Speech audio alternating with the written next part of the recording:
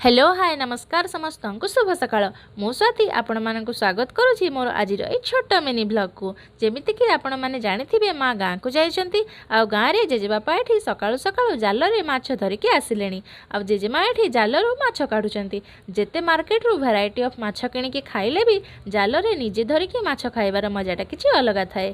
सकाळ जळखिया रे मु आज खाइथिली परिया पका चूड़ा संतुला उपमा खाई सारिकी मु लागी गली लंच बनैबारे। आज एक्चुअली मोर किछि भूल पाई मो कॉलेज रे सब क्लास गुड़ा मिस हो गला मो द्वारा।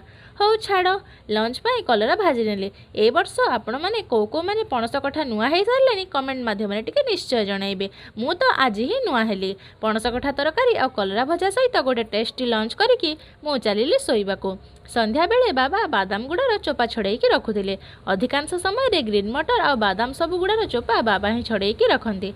अच्छा कहले आपण आड़े ये छोट छोट पियाज को कौन कहती? आम आड़े तो या मड़ी पियाज बोली कहती। ताहेले आमर एठी अछंती किछिटा माँ पियाज आ छुआ पियाज आपण मानकर ए माँ छुआर जोड़ीटा केमती लागिला कमेंट रे टिके निश्चय कहिबे। डिनर पाई मु लागी गली अटा चकटिबारे। मु रुटी बेलिली आ बाबा पुणी रुटी सेकी देले। आ डिनर रे रुटी सह मु बनैथिली फुलकोबी आलूर अदा पका झोल। रहिली फ्रेंड्स, गुड नाइट। भिडियोटी जदि भल लागि थाए तेबे याकु लाइक कमेंट और शेयर करिवे आ आम चैनल टी को सब्सक्राइब करिवे।